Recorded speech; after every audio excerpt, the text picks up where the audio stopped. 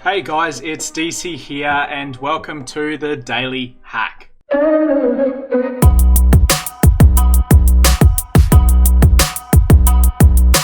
we're going to jump straight into the news today.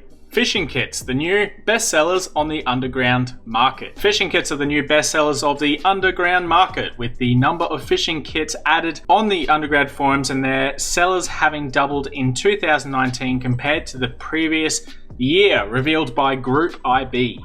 The growing demand for phishing kits is also reflected in its price that skyrocketed last year by 149% and exceeded $300 per item. Last year, phishing kit creators' favorite brands were Amazon, Google, and Office 365. No surprises there. Phishing kits represent archive files with a set of scripts that ensure the work of a phishing website. The toolset enables attackers with modest programming skills to carry out massive malicious campaigns, which is the reason for why they represent a point of interest for cybersecurity researchers. The detection of a phishing kit not only helps to discover hundreds or even thousands of phishing pages, but can also serve as a starting point of an investigation to identify the toolkit's creator and bring them to justice. Thus, the number of phishing kit sellers active on underground forums increased by over 120% in 2019 year on year.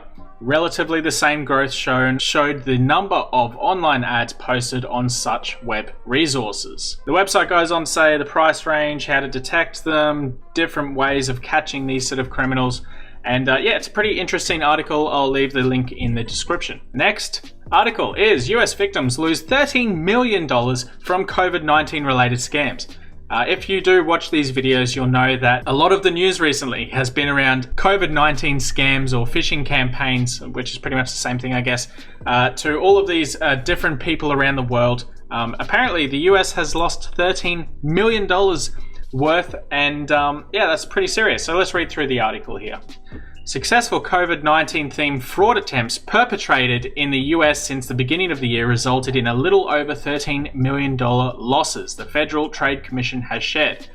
The real amount must be higher though, as these losses are just the ones associated with the 17,425 COVID-19 complaints the FTC received in the last 3 months and a half. There are surely victims out there that didn't bother to file a complaint though, so keep that in mind.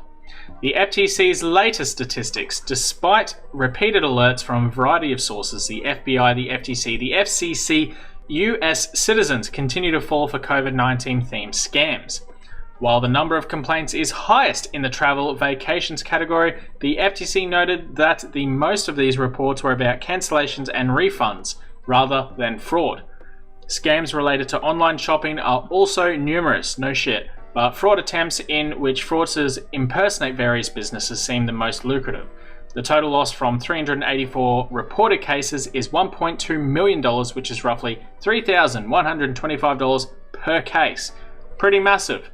Scams related to travel/vacations are the most popular form of fraud, though these followed by those related to online shopping. Fraudsters are also impersonating various businesses, and this is the most lucrative approach for fraudsters, it seems. The total loss from 384 reported cases is $1.2 million US. It goes on to a little bit more detail here, and I'll leave the link in the description. Next article is Nempty ransomware shuts down public RAS operation and then goes private. The Nempty ransomware is shutting down its public ransomware as a service operation and switching to an exclusive private operation where affiliates and hand-selected for their expertise.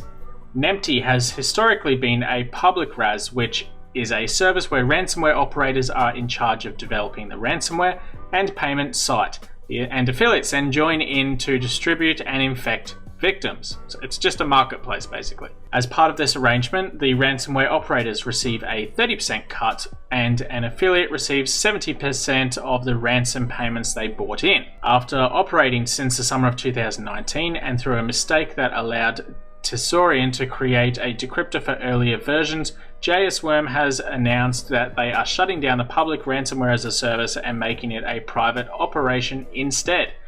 In a post to Russian hacker forum that was shared with Bleeping Computer by security researcher Vitaly Kremez, who we all know from our most recent story, JS Worm states that we leave in private, meaning that the operation is going private and will no longer be publicly available to join. So I wonder if this Russian hacker forum, or rather Nempty, is the ones who were leaking information about Vitaly, if they wanted to maybe bring him down.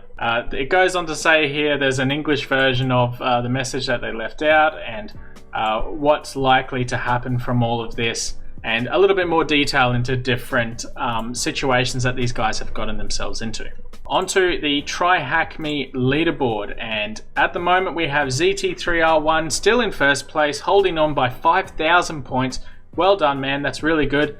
Nishnav in second place, Rick Sanchez in third place, Sysmex73 in fourth place, and Free Soul in fifth place. I don't see any people here that I know.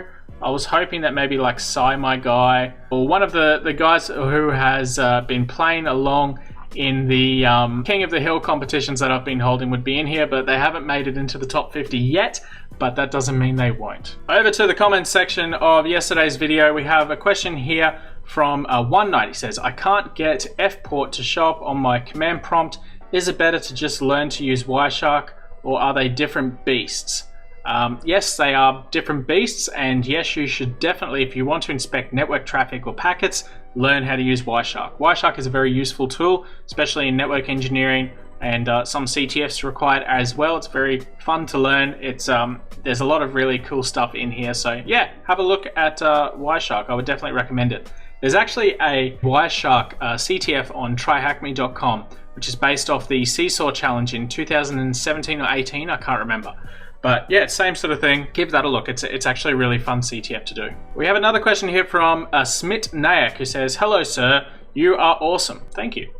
I have seen all your videos, sir. It's humble request to make video on how to decrypt data ransomware djvu.remk file extension. I have tried all possible way to decrypt the data, but still no getting proper decryption. Please help me. How can I decrypt my data? I'm not entirely sure what the question is here, but yeah, I guess maybe just don't decrypt the data and keep backups. I don't really know how to answer your question here, mate. I don't know how to decrypt this ransomware that you seem to have got on your system. So yeah, maybe if you have a backup or a system restore point, restore it back from there and see how you go. Anyway, that's all the questions here today and all the time we have. If you enjoyed this video, don't forget to leave me a like, comment below if you have any questions for tomorrow's video, and of course subscribe for more. I'll see you on the next video. Catch you later.